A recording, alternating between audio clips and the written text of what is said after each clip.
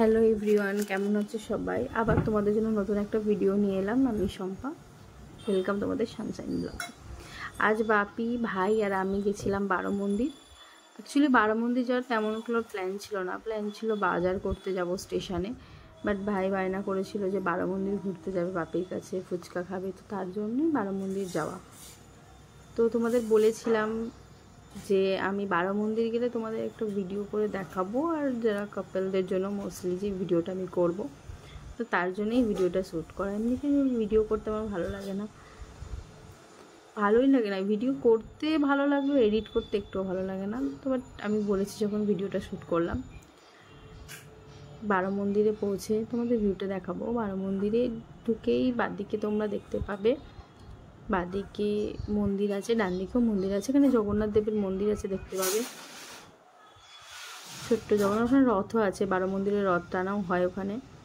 বারো মন্দিরে বেসিক্যালি ছটা করে 12টা মহাদেবের মন্দির আছে, বাদিকে 6টা, ডান দিকে 6টা। আর বিভিন্ন স্ট্যাচু টাইপস খুব সুন্দর রয়েছে। আর যেটা বলছিলাম, গঙ্গার ধারে কাপেলরা বসে, যদি বয়ফ্রেন্ড থেকে থাকে তো গার্লফ্রেন্ড থেকে থাকে, ফ্যামিলির সাথেও যেতে পারো। এটা নয় যে শুধু গার্লফ্রেন্ড বয়ফ্রেন্ড বা কাপেলদের জন্য, এখানে ফ্রেন্ডসরাও যেতে পারে। এভরি টাইপস রিলেশনশিপ এখানে চলবে, মানে বন্ধুও যেতে পারো, বয়ফ্রেন্ড গার্লফ্রেন্ড, বাবা মাকে নিয়েও যেতে পারো, সেটা ম্যাটার করে না। এখানে সবাই বসে। তো এখানে বেশ গঙ্গার ধারে বসে সুন্দর মিষ্টি হাওয়া উপভোগ করতে আর মাইন্ড ফ্রেশ করার জন্য বেস্ট জায়গা। আমার তো মন টন খারাপ হলে আমি তো এখানেই যাই নিজের মাইন্ড ফ্রেশ করতে। আর গঙ্গার ধারে ওই যে সাইডে দেখতে পাচ্ছ রেলিং, ওই রেলিংগুলোর ওপারে চলে যাবে একটু হেঁটে, একটু রিক্স টাইপের, মানে পড়ে টরে যাওয়ার ভয় থাকে। বাট স্টিল তুমি যদি যাও সাহস করে ওখানটা বসে, কিন্তু দারুণ ভিউয়ের সাথে দারুণ সুন্দর হাওয়া আর একটা মজা।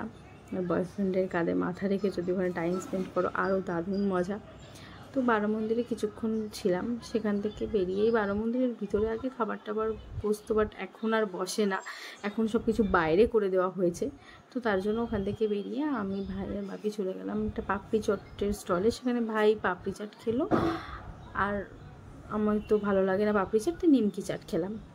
তবে সেখান থেকে তো ভাইয়ের ভীষণ ঝাল লাগে পাপড়ি চাট খাওয়ার পর, তো ওই জন্য জল নিলাম। জল টল খেয়ে ওখান থেকে আমি, বাপি, ভাই এবার কন্যাগর স্টেশনের দিকে রওনা হলাম। কন্যাগর স্টেশনে গিয়ে বাজার করলাম। কালকে জামাই ষষ্ঠী, যার জন্য বাজার করা, বাট আমাদের তো জামাই ষষ্ঠী হবে না, মানে মা বাপি তো যাবে না জামাই ষষ্ঠীতে, তো তার জন্য আমরা এই বাড়িতেই খাওয়া দাওয়া করব, যা করব। তো স্টেশনে গেলাম। স্টেশনে গিয়ে আমার তো কচু শাক খুব ভালো লাগে মাছের মাথা দিয়ে, তো কচু শাক নেওয়ার ইচ্ছে ছিল। তো কচু শাক খুঁজে পাওয়া যাচ্ছিল না, আউট অফ স্টক ছিল কচু শাক স্টেশনে। তবুও খুঁজে খুঁজে একটা জায়গা থেকে পাওয়া যায়, তো সেখান থেকে যাই। কন্যাগর স্টেশনে বাজার আমার অতটা ভালো লাগে না, কারণ ভীষণ গরম আর ভীষণ ভিড় ভিতরে, খুবই কষ্ট হয়। শেওড়াফুলি বাজারেও যাই, বাট ওখানেও সেম, মানে বাজার মানে তো ভিড় হবে, যদি এটা বলা ভুল, বাট আমার বাজার যেতে একটুও ভালো লাগে না।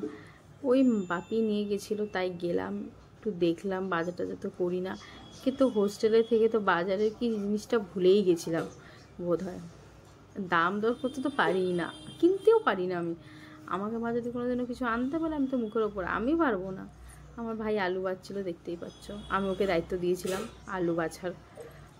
আমার একদম ভালো লাগে না, হাত হলুদ হয়ে যাবে, ওই জন্য ভাইকে দিয়েছিলাম দায়িত্ব। আর বাকি ওদিকে পেঁয়াজ নিচ্ছিল।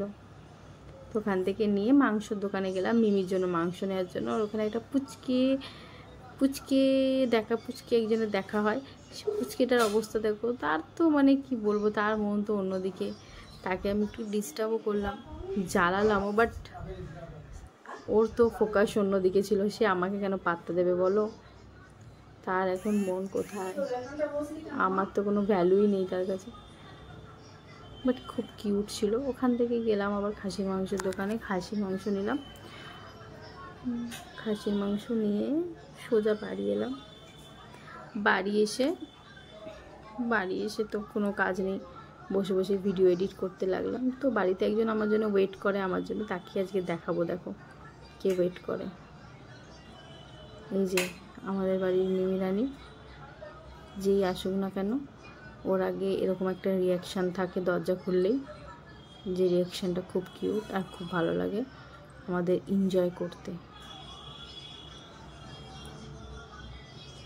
এই যে বদমাইশ মেয়ে খাওয়া দাওয়া খায় না, দুপুরবেলা না খেয়েছিল সারাদিন, কারণ ওকে মাংস দেওয়া হয়নি বলে। টক দই দিয়ে ভাত ওর খেতে ভালো লাগে না।